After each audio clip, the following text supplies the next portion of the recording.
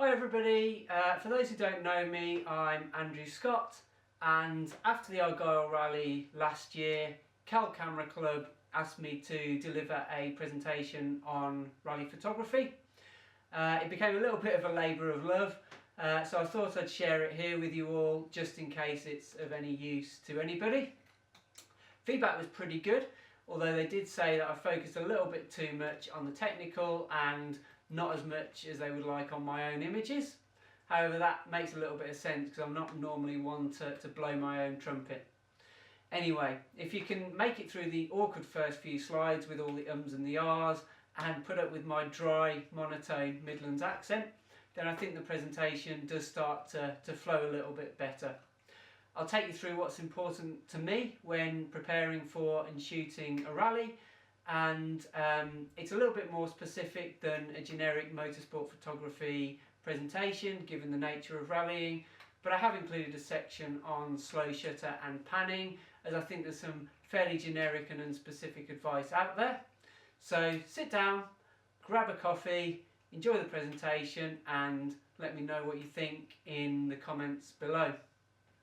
Tonight we welcome a very patient Andrew Scott, so could we show our appreciation for Andrew, please? Hi all. Over to you, Andrew. You want to tell us a wee bit about yourself? Yeah, that's fine. Bear with me on this one. I was going to say go easy on this one with me, guys, because I'm normally used to presenting financial information at work, and this is a little bit different. So I've got quite a lot to say, and I hope it'll all come out in the right order. Fingers crossed. I was going to say you're from Lincoln, but I'm not sure if that's correct. No, Birmingham, North Birmingham. North Birmingham. I'll come to that in a minute. I've got a little bit of an about section to go through. So, yeah. Can you see my screen okay? Yep. Yes. Yep. Yep. And does it say agenda at the top? Yes. Cool. Perfect. So, I'm going to start by just telling you a little bit about myself and how I kind of got into rally photography and where it all came from.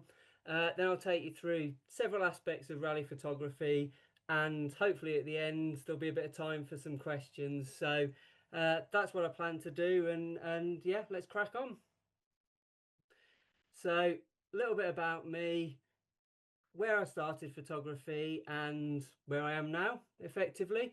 I'm not going to dwell on it too much, but I just thought it would be interesting to give a little bit of context. So there's a really dodgy picture of me on the left hand side there at Rally Ceredigion a few years ago. So I'm 41 years old, nearly 42. I come from a place called Sutton Coldfield in north of Birmingham. I'm an accountant by profession and a motorsport photographer at the weekend and some Fridays as well, because a lot of the scrutineering happens on a Friday. So I tend to have a lot of half days to do all of that as well. So I've been photographing for about 20 years really. I got my first SLR in 2004. I was never lucky enough to shoot film, so I went straight to a Canon EOS 20D, and I shot circuit racing while at university. I used to shoot for a website and a couple of teams. One of them was a team called Horag Racing in the Le Mans series. So I got to go to places like Monza and Silverstone and all sorts of things. And being the poor student that I was, I didn't have a car. So as you can probably appreciate, getting to the places that rallying happens when you don't have a car is a little bit more difficult.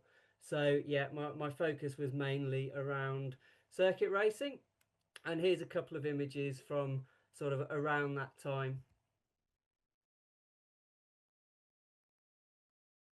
It should scroll through them quite quickly, hopefully.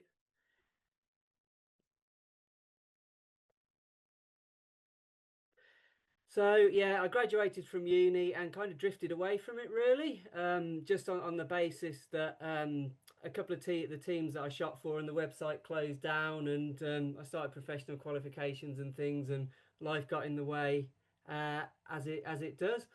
but I still sort of did a bit of landscape and sort of long exposure photography for a few years.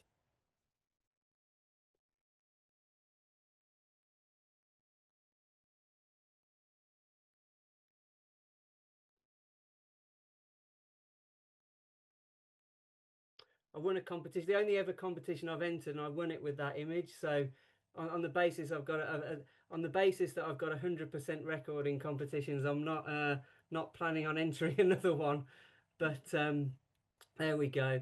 So I gradually started to do more motorsport photography again. I always went to events, but I really didn't focus on the photography because when you're at say a circuit and you're behind all the big fences, it's very difficult to be as creative and get the shots that you'd like. So I started doing more motorsport, went to more rallies around, sort of started around 2018, and I got more serious when I bought my first mirrorless in 2021. So that brings me to the sort of here and now. I'm currently what they call Motorsport UK Level 2 Rally Photographer.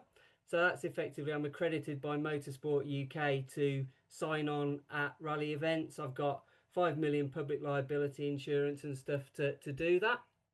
I primarily shoot for a website called accelerate.net. We do rally reports and stuff like that for all the big national UK rally championships.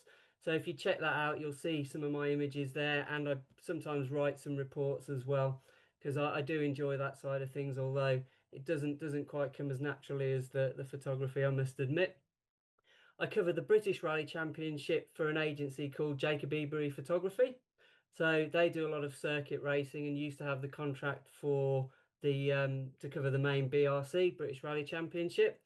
And I've also worked for some other sort of bigger name clients over the last few years, one of whom's Tony Jardine, who, if you're into motorsport, you'll probably remember from the BBC and ITV Formula One coverage back in the day. If you're as old as me, that is. Um, and then I also do a bit of work for MCR Motorsport Media. That's Matt Cotton, who's the media officer and does all the social media stuff for Argyle. So I tend to do a lot of stuff for him. And I've done a few articles and put a few pictures in Retro Ford magazine recently as well. So they're my main clients among others.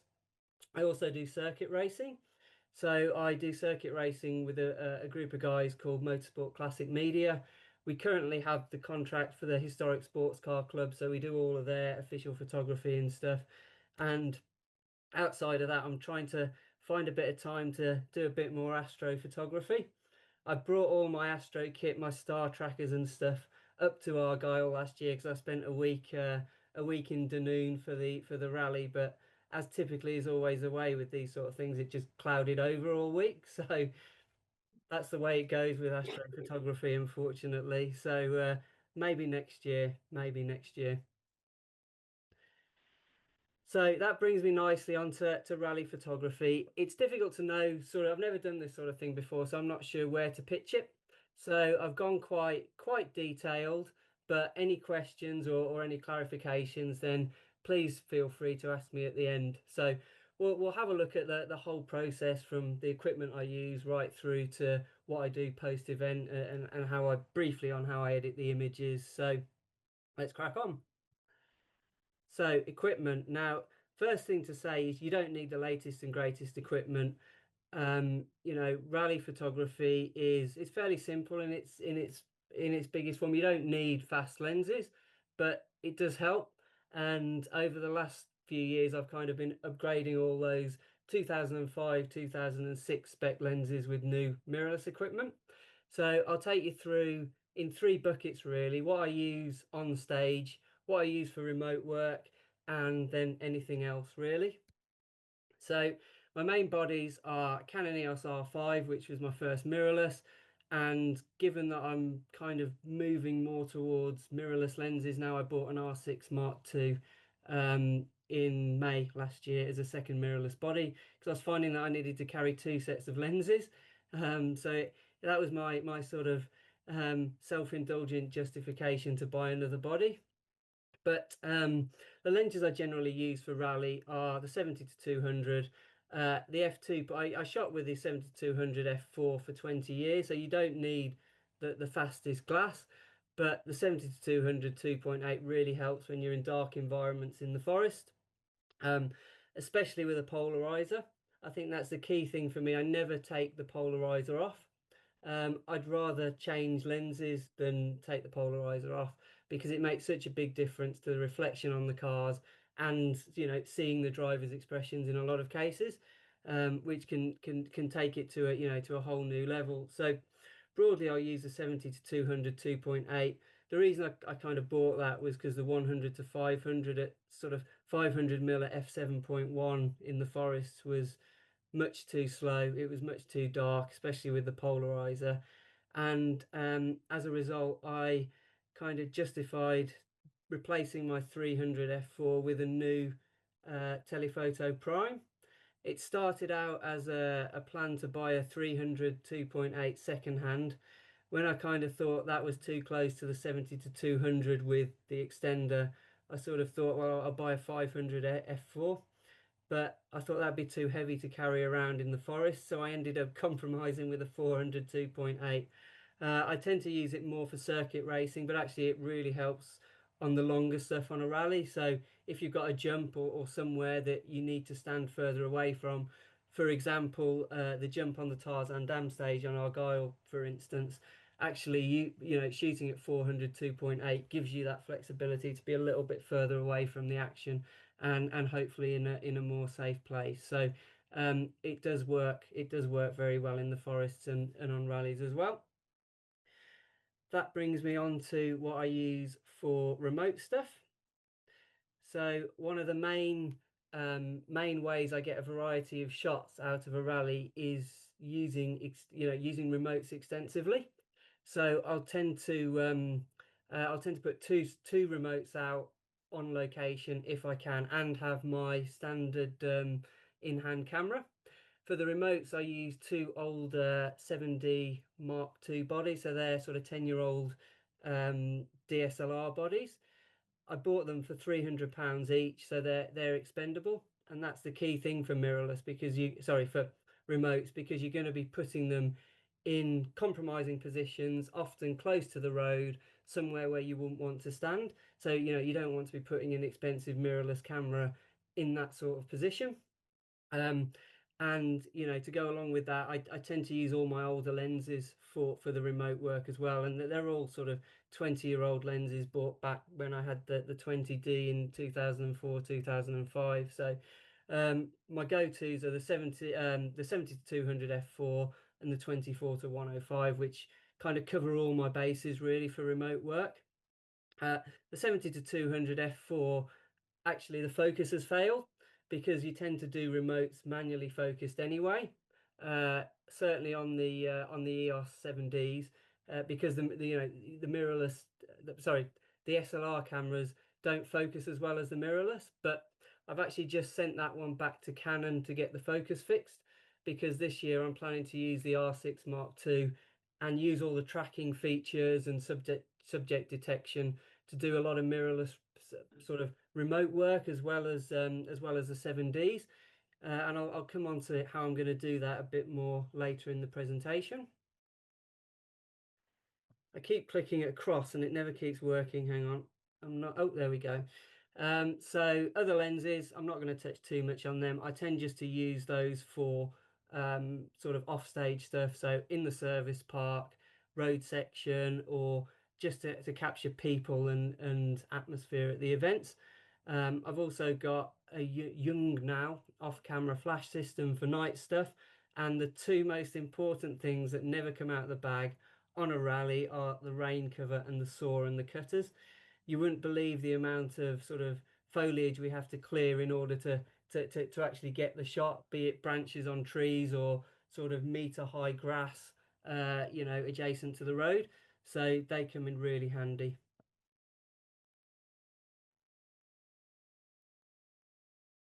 So I'll talk a bit about settings. It's all generally subjective, to be honest. It depends on the situation, and for me there's no hard and fast rules, but I've got a bit of guidance here that I'd offer to anyone if they were sort of first starting and doing their first sort of rally. So generally I'll shoot shutter priority, or Canon now have what they call an FV mode, which is flexible value. It allows you to set each element of the exposure triangle either to automatic or manual. So it's a really flexible way to quickly change from aperture priority to shutter priority, or set your ISO to auto.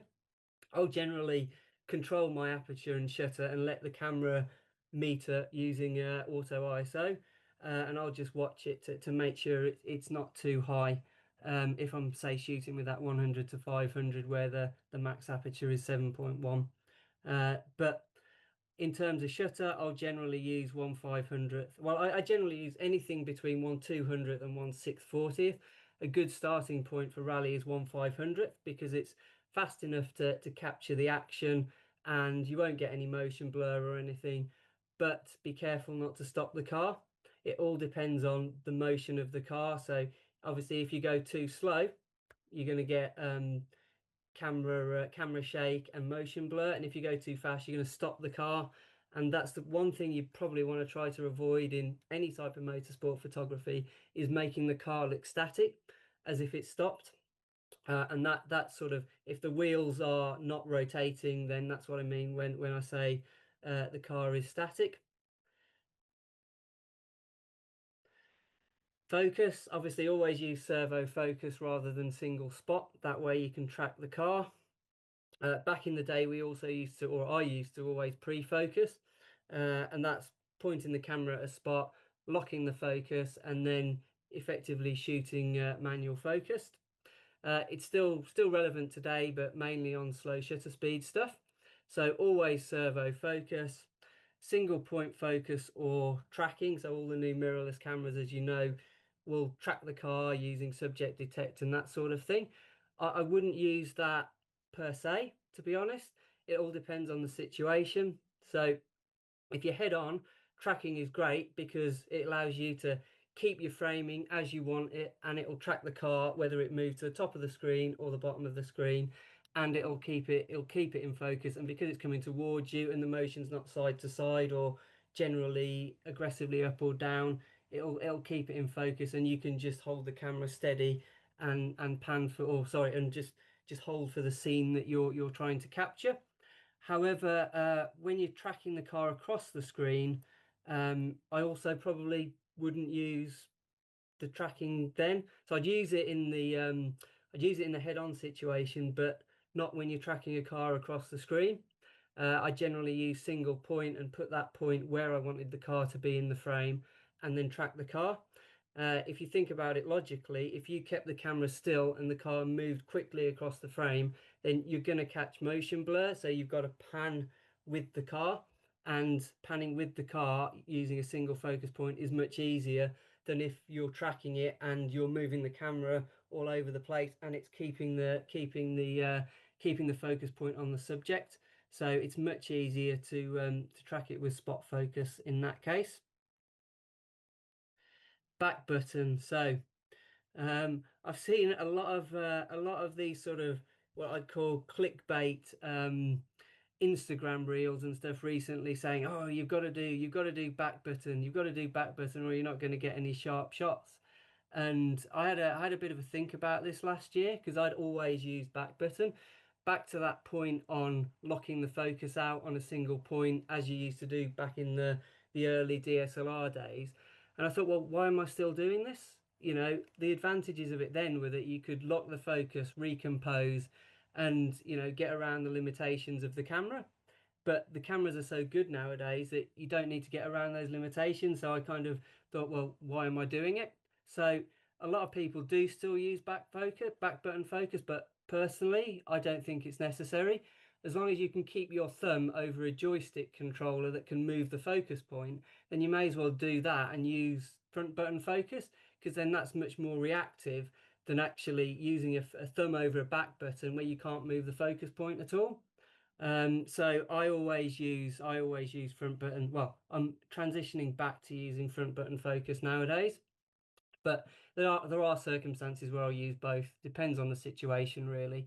If, like I say, if I'm tracking a car across the screen, then I can just use front button, track it across. If I'm, say, doing a start in circuit racing, it also makes sense to move the focus point over the car that I want it to track with the back with the joystick on the back. So I'd use front button in that instance. But there are cases where if I'm in the paddock or in the service park and I want to shoot and recompose, then I still will use back button, and I'll just turn the I'll turn the autofocus off the front button and leave it on metering. And I have some custom modes on my camera to flick quickly between the two. But generally, you don't need to do back button focus nowadays, in my opinion. Other considerations, nighttime shots. Flash is not an area that I have a hell of a lot of experience with, to be honest, in a studio situation. Generally only out on rallies, and what I'll do is I'll put out two or three remote flashes connected to a controller on the top of my camera. I'll set the shutter at sync speed and aperture wide open. I'll dial down the flash power, because the lower you take the flash power, the more flashes it can get in a burst before having to recycle. And then I'll just use the ISO to compensate. I need to do a bit more learning about light trails and all that sort of stuff, actually, and that's one thing that I want to do a bit more of this year, to take advantage of second curtain sync and slower shutter speeds and flash exposing the car and me blurring the background, etc. Because the thing is, with a rally, you don't get a lot of chance to experiment, because you get one chance. If you got to get all the cars, then you get one chance per car. So it's not the best forum for experimenting in a lot of senses.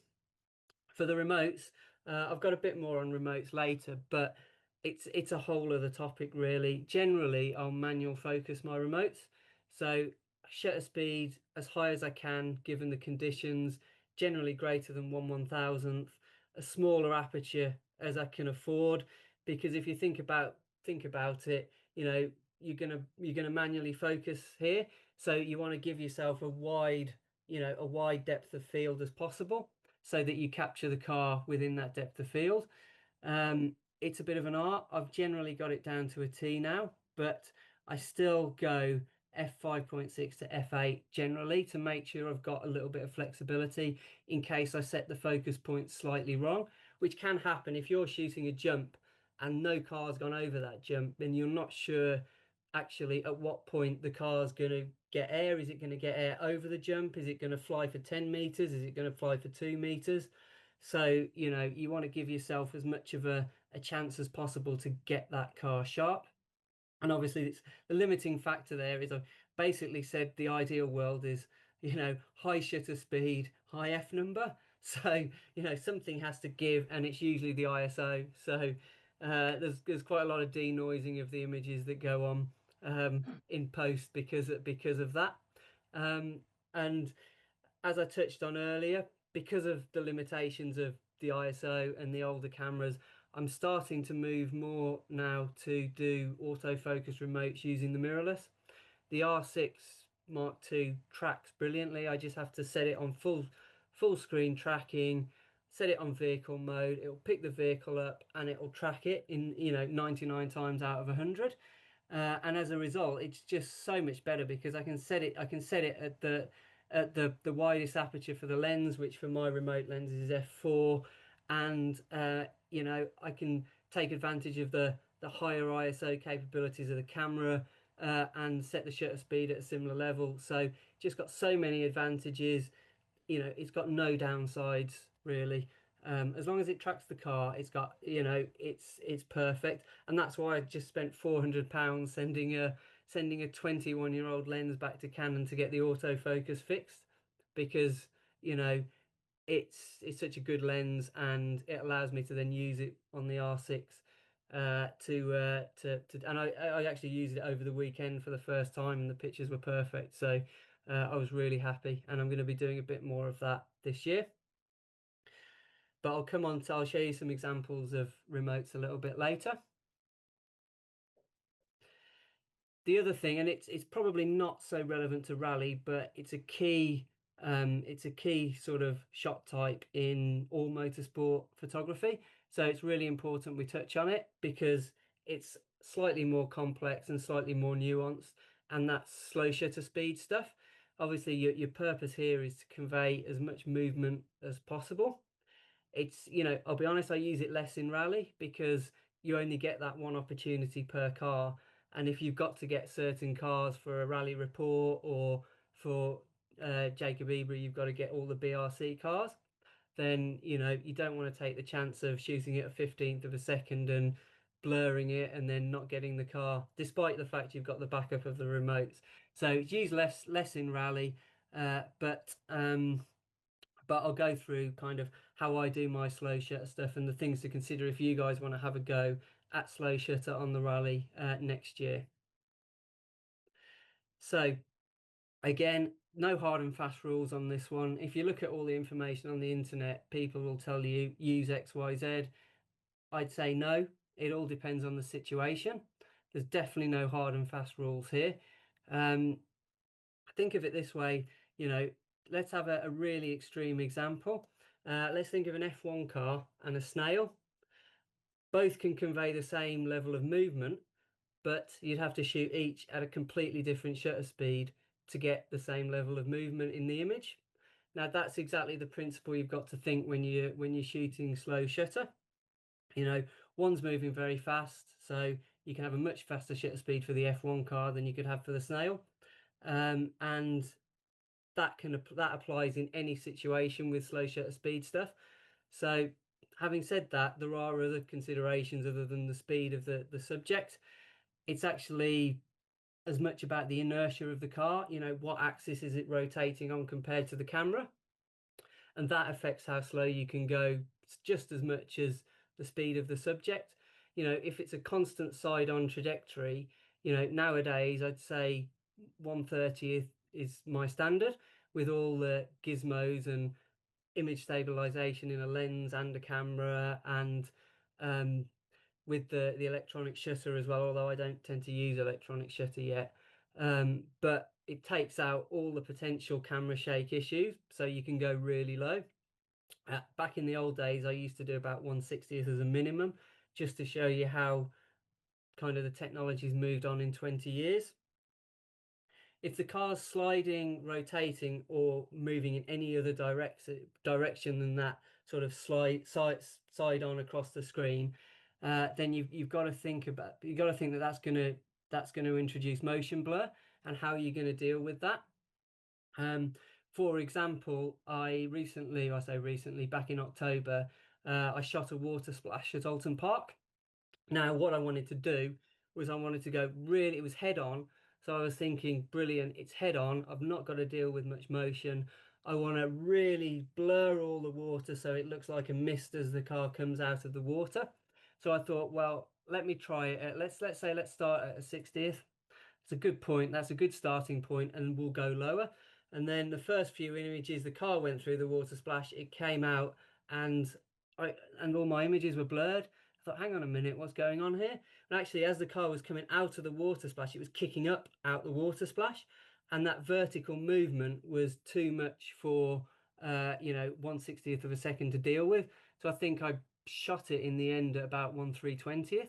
So it just shows you that the inertia of the car in another direction than you're thinking will, directly affect what shutter speed you can use in these situations.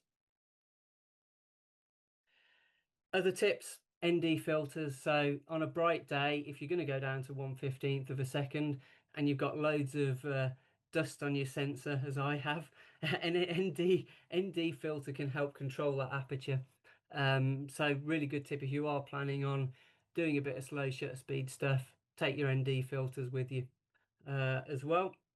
And like I touched on before, even today, that age-old technique of pre-focus still helps in really busy situations where you've got a lot to think about, where let's say the car's coming around a blind corner all of a sudden into view, and you've got to think about tracking it, you've got to think about pressing the shutter, and you've got to think about that smooth sort of panning motion to go at the same speed as the car.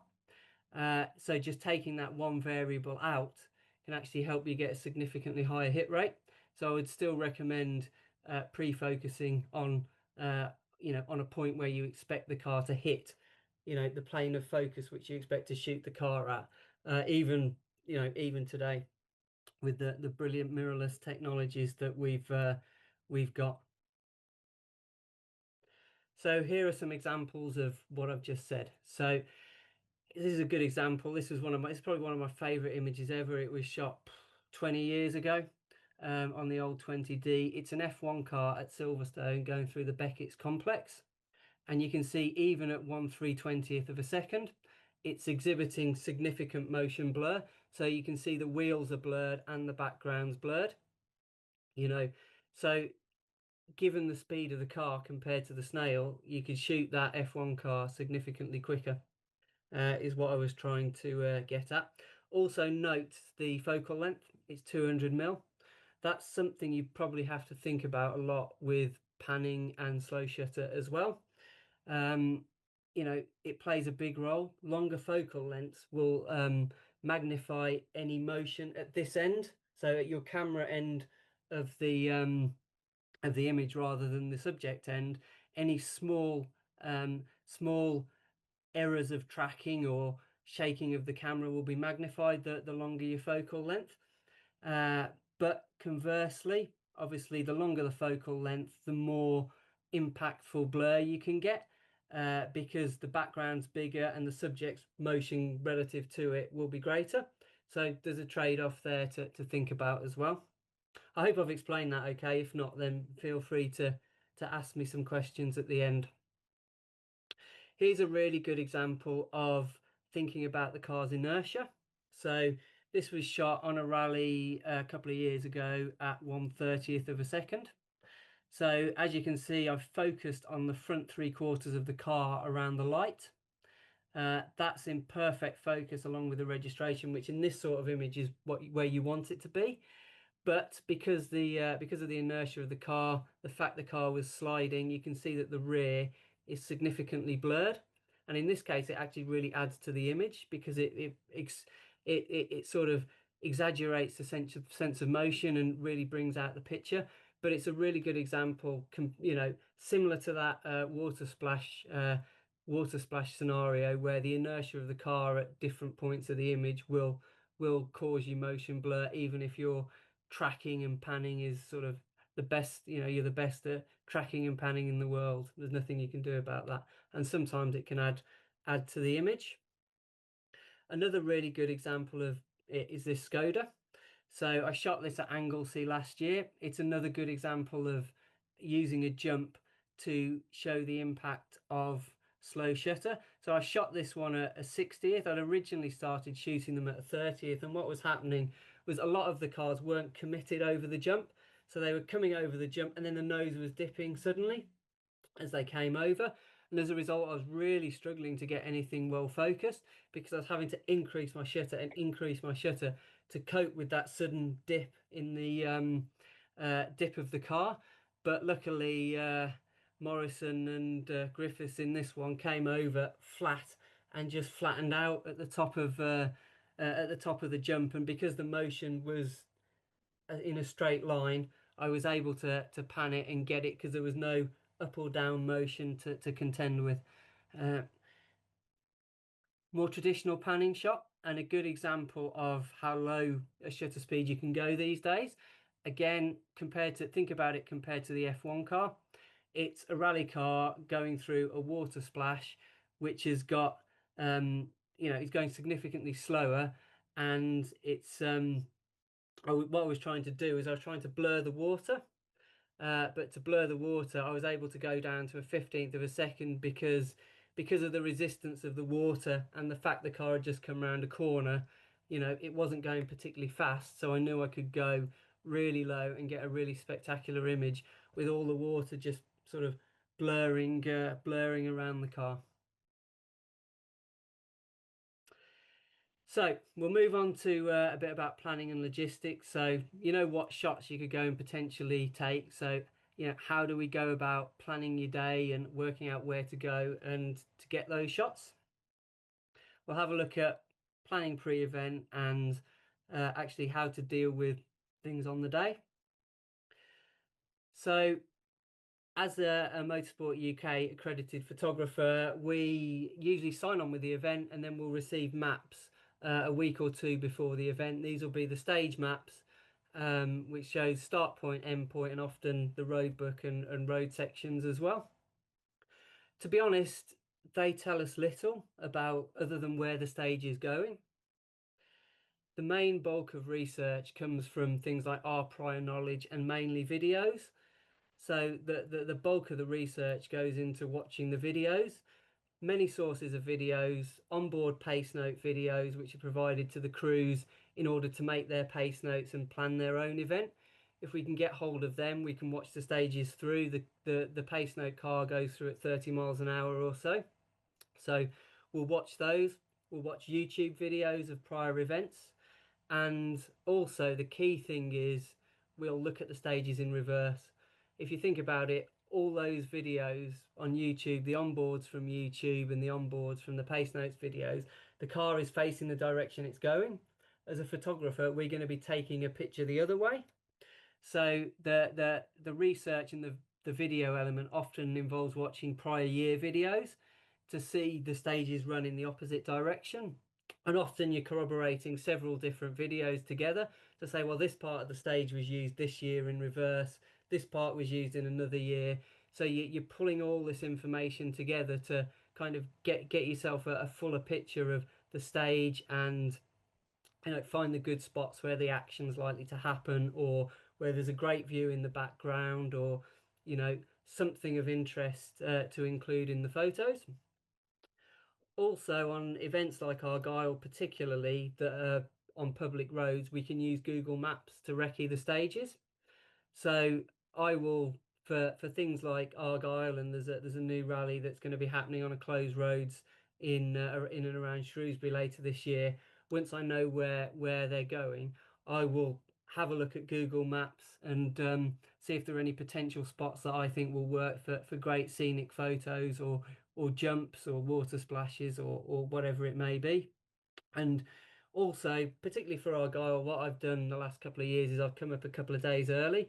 This year I came up on the Sunday prior, and I had a week I worked in my accommodation during the day for the week, and in the evening I went out, took photos around Argyle and the surrounding areas, and recce'd some of the stages to find all the good spots. So you might see me out and about doing that this year.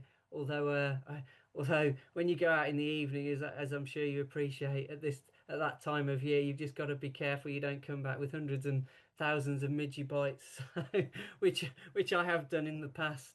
So there is that disadvantage, but no, I'll tend to try and recce the stages on Google Maps generally. But given I kind of made a bit of a holiday of Argyle, I also did it actually physically as well last year, and I'll probably do it again this year if I come up as well. So once you've done all of that research, the key thing is to make a plan. And as a good accountant that I am, obviously my plans are all in Excel. So what I do is I'll put all my timings into Excel. I'll know where I want to shoot. I'll put in all my timings, realistic timings, how long is it going to take to reach each location, how long I'm going to be at each location, the time that I need to leave, then the time it's going to take me to walk back to the car, the time it's then going to take me to get from the car to my next location, can I make it in time for the next stage, etc. Can I fit in any road section in the meantime, can I do any service, etc. So it's all planned out in Excel, and sometimes it works, sometimes it doesn't. Best laid plans and all that. So you've got to be reactive as well. So you've got your plan. What do you do on the day? And this applies to you guys as well. If you want to go out and take some of the rally start early, get yourself in before all the safety cars come through. They generally start coming through an hour before the first car. So you've made a plan, you know where you want to go, you may never have been there before, you might get there and what you wanted to do might not be possible. It might not be safe to stand there, or there might be something in the way, like lots of tape or arrows or things that kind of block the view. So start early, give yourself some flexibility in case plans have to change. For us, as media, we are actually allowed to drive into stage. So this applies on both forestry events and closed road events. Generally, we have to be in 2 hours before the first competitive car. So when all the marshals are signing on at the start, we have to be in at that time. So you drive in, you're there early. Your other option is to park in the spectator area or find an access road or somewhere else you can park off stage, but where it's possible to walk in a reasonable amount of time, especially with all the kit that I'm carrying. I'm carrying 2 remotes, 2 tripods, and all those lenses, so you don't want to be walking miles. I think I was at an event in Yorkshire this weekend, and the place that I went to first, I drew the short straw that I had to go to a stage that I'd never been to before and I didn't want to. So I checked out my first possible spot and I didn't like it. So I ended up trekking. I think I must have done over 5 miles just to do that one stage there and back, 2.5 there, 2.5 back. But I could do it because I was there 2.5 hours before um, first car. So it's always important to give yourself that flexibility. And also, if I'm going to set up remotes, then I want that time to actually spend the time setting up the remotes, getting the focus right, looking at possible options for the remote and stuff like that. So um, getting there early is key.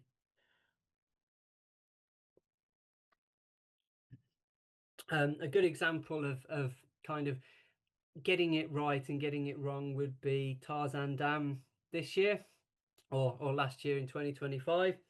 Um, I did it in 2024, and the stage finishes um, as they get down towards the estuary where the bridge is being repaired. So in 2024, I parked at the bridge and I walked back into the jump. Now that was perfect because if the stage had been stopped or something had happened, then I could have just said, okay, nothing else is going to happen. Let's go back to service. I'll walk out, get to the car, and then I can drive round.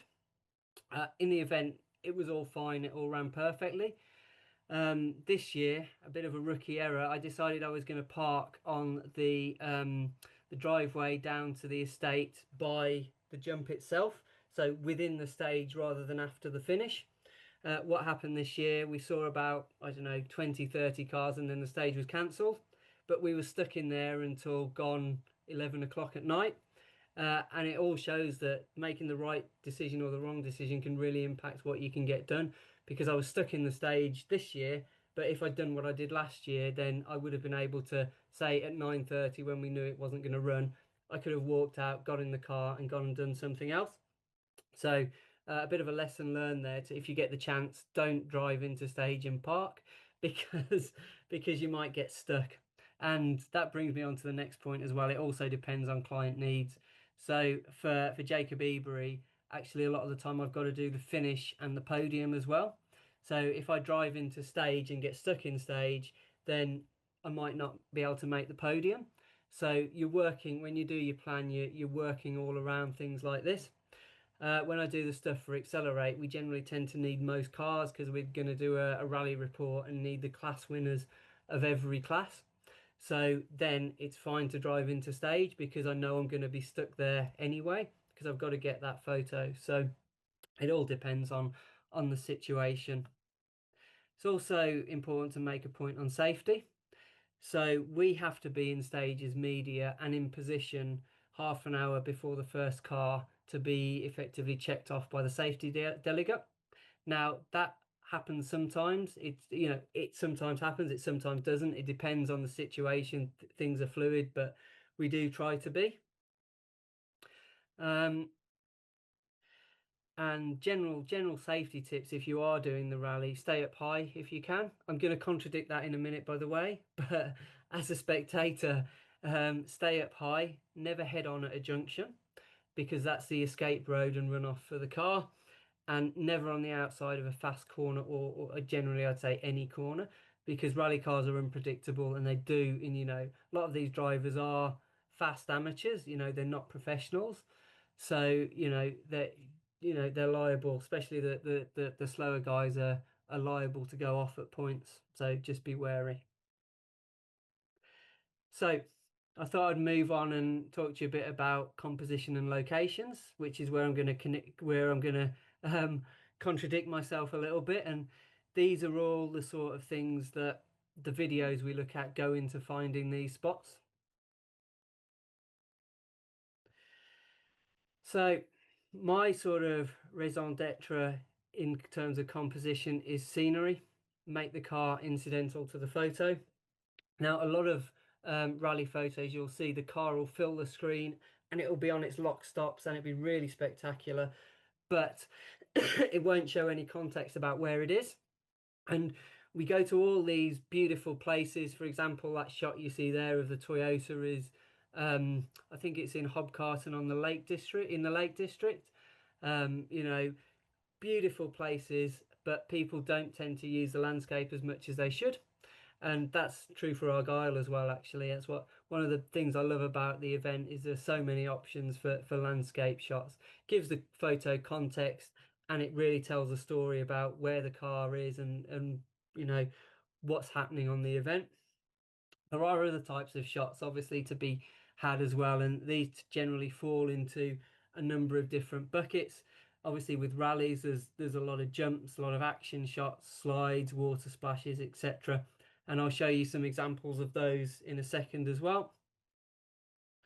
And then there are the remote shots. So like I touched on before, having two remotes out, one, it gives me an alternate angle.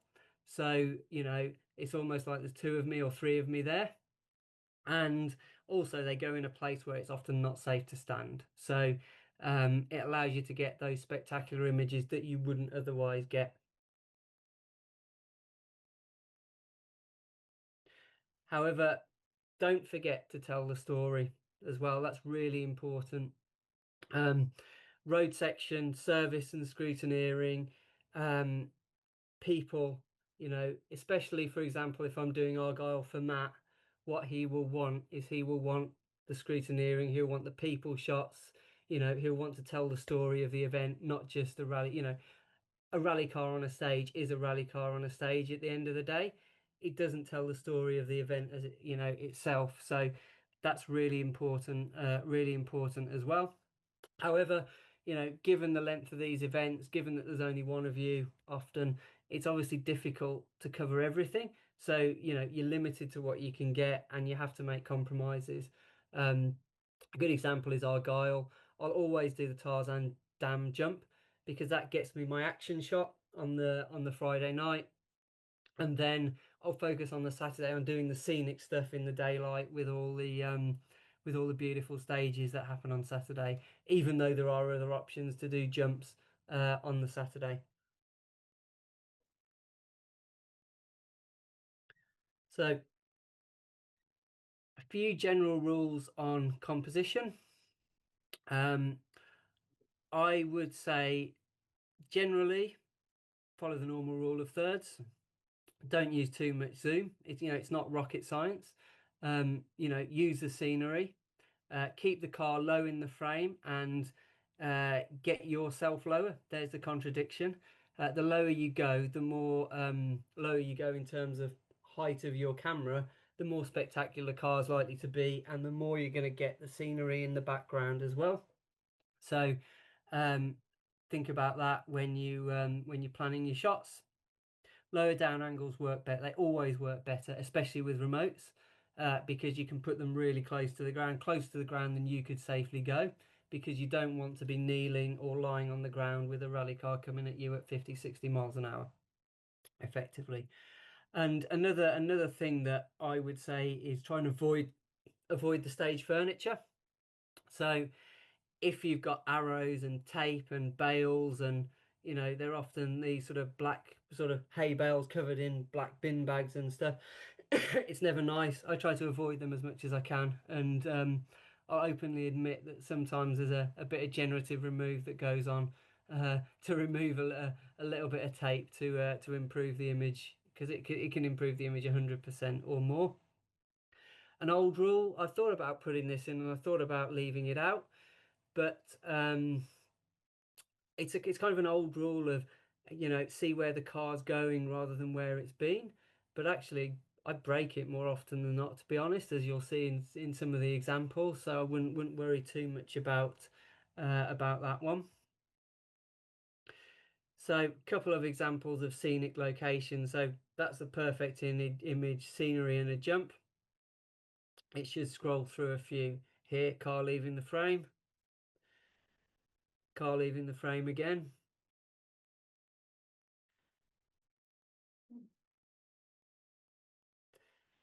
So having a look at Argyle specifically, there's so many options for scenic shots on Argyle, and here are just a few of mine from the last couple of years.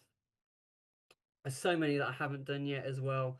So that's the Belak stage and the oyster catcher or otter ferry stage. I'd like to do those at some point, but unfortunately Belak always runs the wrong way, going away from Dunoon. If it ran coming towards it, that would be such an epic shot, and if it ever does, that's where you'll find me for that shot. And unfortunately, as media, we're not allowed, or we've been told we're not allowed into the Otter Ferry stage or around that area because of resident issues, which fully understand, and it's a bit of a shame really, because I've got a lot of plans for that stage, but unfortunately we haven't been allowed to do it the last couple of years. A few action shots for you. So there's your typical action shot on Argyle. That's the Tarzan Dam jump, and I shot that with my 400 last year. You can see the shutter speed's 1:2:50. So I've gone a bit up there because the car's coming over the crest and you can't see it. You're blind, so you've got to sort of you got to account for that. And even at sort of 1/250th of a second f2.8, you can see my ISO is 10,000 there, and it just shows the brilliance of the mirrorless cameras nowadays, that you can get such a clean image at that sort of ISO. Couple more for you. These should scroll through automatically, of cuts, wheel lifts, water splashes, that sort of thing. Remotes. Now, as I touched on earlier, remotes allow you to get an alternate image. So in this example on the RAC rally back in November, I was actually standing on the left of the image, probably just out of shot, or I might have even been in shot and generated removed myself out.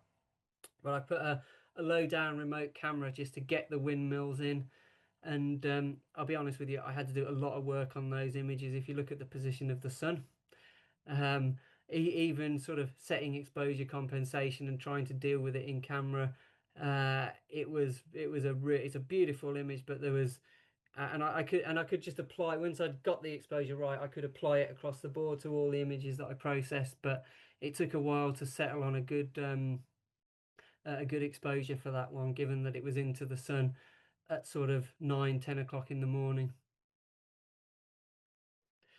The other example of remotes, places you wouldn't stand. Again, this is on the RAC rally again. It was a good example of another autofocused remote shot, and why I'm moving more towards using the autofocus, because it just guarantees you the shot.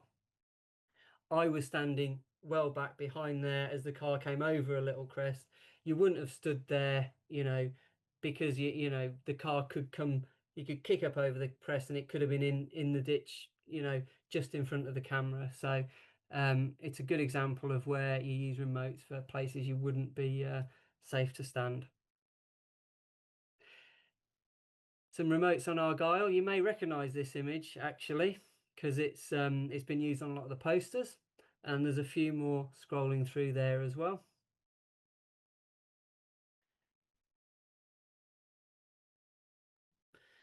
Yeah, I always go to the hairpin on Belak because it's a lovely view, and it's easily accessible, to the point that I made earlier. I can park at the start and I can walk up there. Luckily, the last couple of years I've managed to hitch a lift up there, because I think I'll be out of breath and almost dead by the time I walked up there if I had to walk all the way up that steep hill.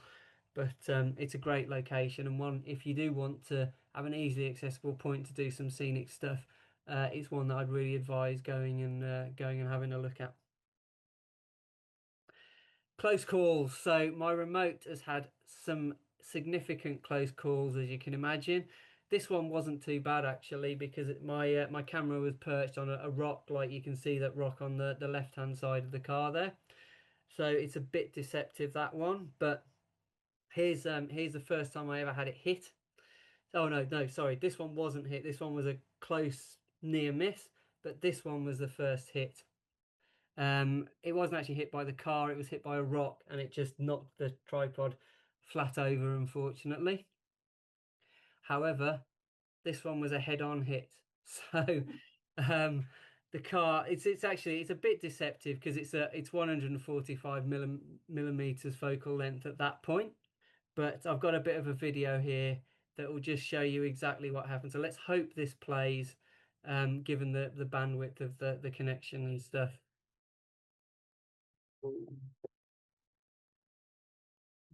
So you can see the car taking out the camera there. I'll just wind it slightly back in case you missed it. Hang on, let's have a. Oh, let's go. Okay, it doesn't like that. Never mind. But anyway, the car it hit the camera sort of three-quarter on, and the camera survived. Whoops, hang on, I didn't mean to do that. The camera survived, so that was a 70 to 2, the 20-year-old 70 to 200, and the focus had broken before that bit, by the way. So, but the camera survived, and the only thing that happened was the tripod leg came out of the mounting point. Offstage. So, like I said before, offstage is really important. You know, one image of a rally car is much the same as the next. In essence, you're trying to capture the atmosphere of the event and people. Several opportunities at events like Argyle.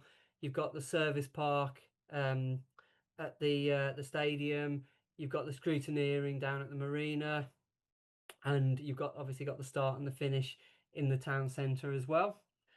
So you know your aim is always to try and catch something like that, especially at the bigger events. On the one-day events where you know you're in Wales and you're in the middle of nowhere in a forest, it's very difficult unless you compromise doing one, you know, only doing one run. So you know there's trade-offs everywhere. It's also possible to try and get some road section in. So over the last couple of years at Argyle, I've done some road sections. So this year I did them coming out of Whistlefield along the estuary, along the Clyde estuary, which came and brought some really nice images. And the previous year I did some up. Oh, where did I? Trying to remember the name of the place before you head sort of to back towards Loch Lomond as the cars come up to the top up to the top of the peninsula and back round to Whistlefield. So it's always nice to get some stuff in like that. It's an area that I really feel that I need to work on a little bit in 2026.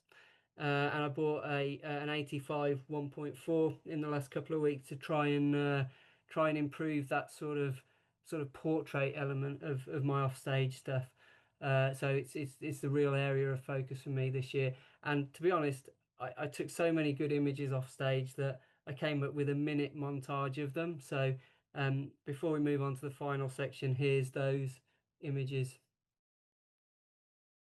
Hopefully it should start scrolling through. There we go.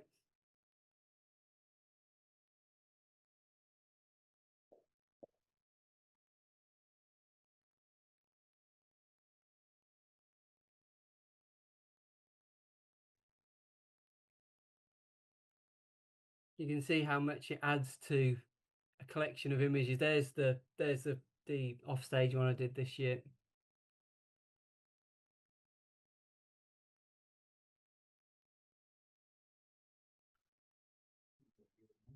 You can see the focus is mainly on the people as much as anything, and the atmosphere and the crowd, as well as what goes on in service.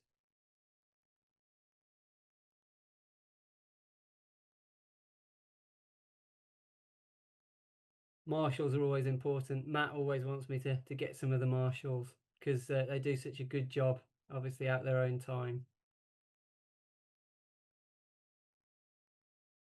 That was the winner of this year's rally, Sam, at the finish.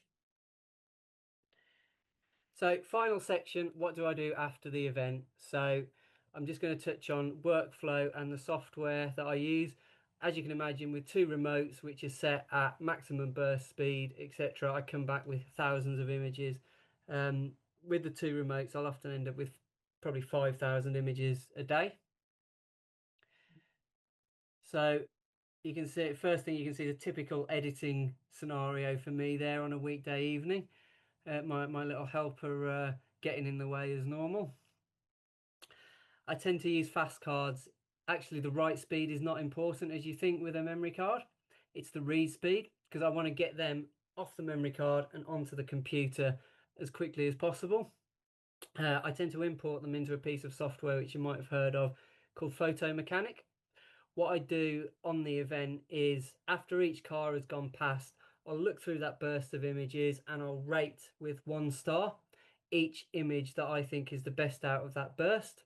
I'll also rate any image that I think that I might need to send over quickly on my phone while the stage is live. I'll rate that as 5 star, and then I can get on my phone, import them through Canon Camera Connect and all the 5 star images at the top, so I can import it quickly and send it off to someone like Matt or Jacob on WhatsApp quickly. But in essence, I import everything into Photo Mechanic. I can then filter on all the images that I've starred.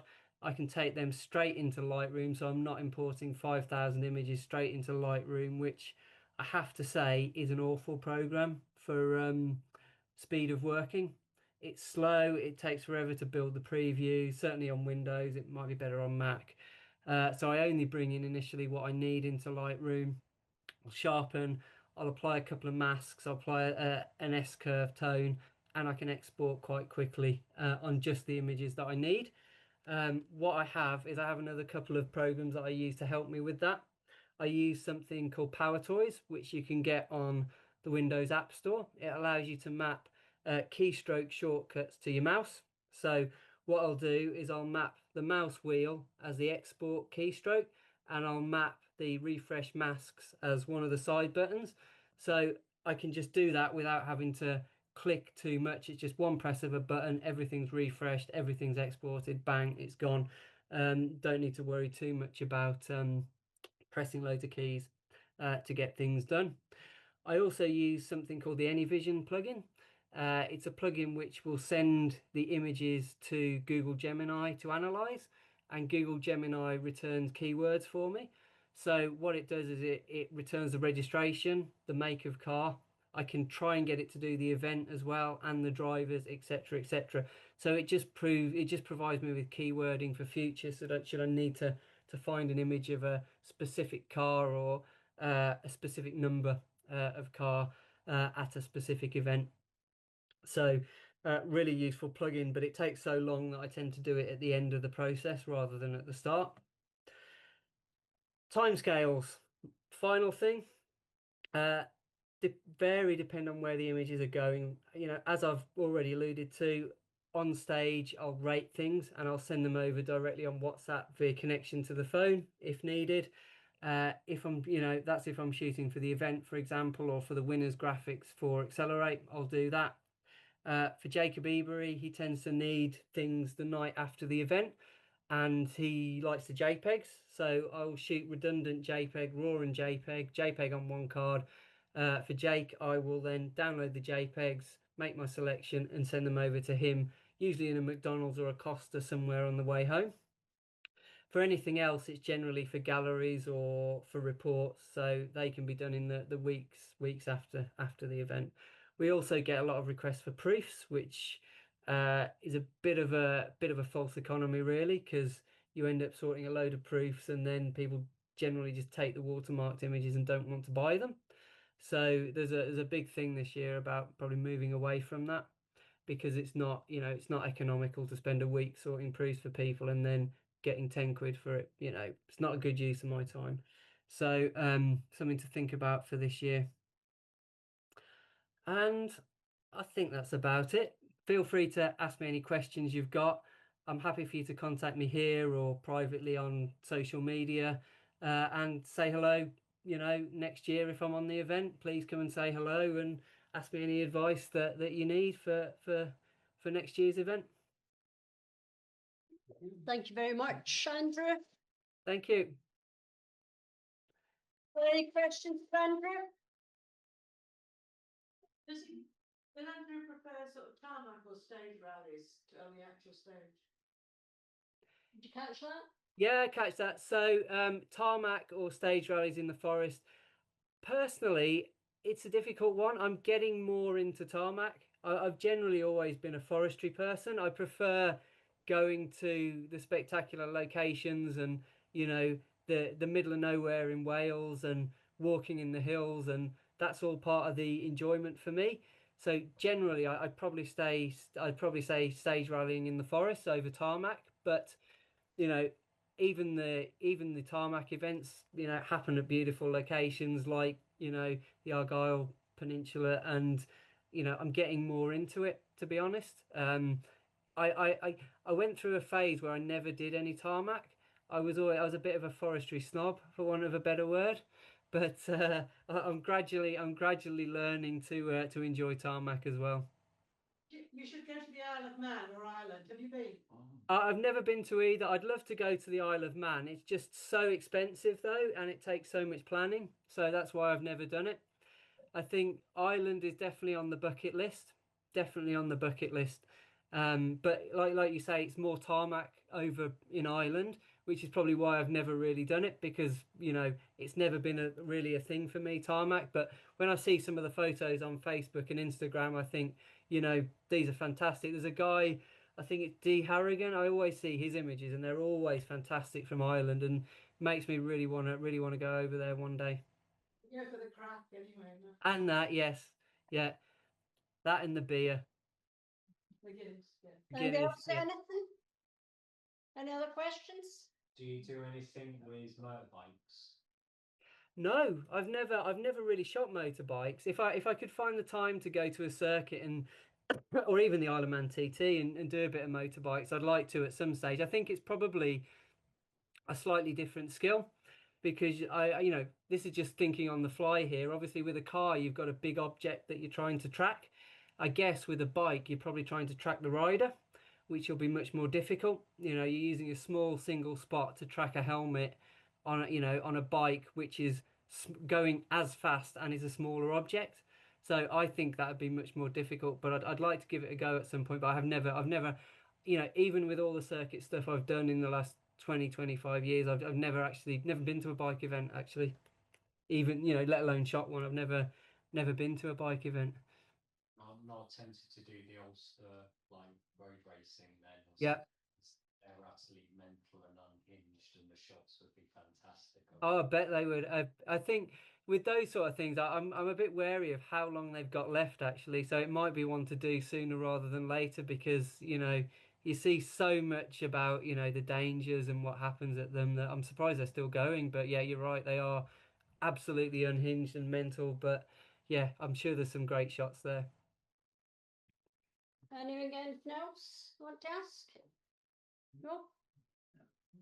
Doesn't do any drone photography, does he? Is that allowed or not? Drones? Well, that's a good question. I'd love to. I've not got a drone. I'd like to get a drone at some stage and try it out. But for motorsport, for stage rallying, you are generally not allowed to use a drone as media or spectators. You've got to have landowners' permission. I think you've got to have the Civil Aviation Authority permissions and certifications, and you've got to have the landowners' permission, which is the a big problem. So to get it all organised is quite difficult. It's prohibitively difficult to get it organised, and because I was thinking of buying a drone potentially later in the year, I did ask our Motorsport UK contact. I went on the Motorsport UK website to look up the drone policy to see if it was still live, and I couldn't find it. And so I emailed our MS UK contact and said, I can't find the drone policy on the website. Could you let me know if it's still active and what, you know, what the situation is. And she came back and she said, yeah, it is still active, but we're reviewing it. So it may change, it may not, I don't know. But as things stand, not many, you know, the only time you'll really see a drone used from a media photographer will be the bigger events like Ceredigion in Wales, which is the European Rally Championship, or the big 5-day Roger Albert Clark, which is the RAC Revival Rally, which happens every 2 years in November. And the official photographers there, special stage, will use a drone on that event. But generally, you don't see drones used other than that, just because it's prohibitively difficult to do or to get the permissions to do it. It can be show our appreciation for Andrew, and thank you very much, Andrew, for coming along. Thank you. Thank you very much for your time and your talk and showing us your images and all that goes into rally photography. Thank you very much. Well done for making it to the end of the presentation. Like I said at the start, if you enjoyed it, if you thought there was anything that I missed, if you thought there was anything I could have included extra, let me know what you think in the comments. Any constructive feedback is always welcome. So thank you very much for watching.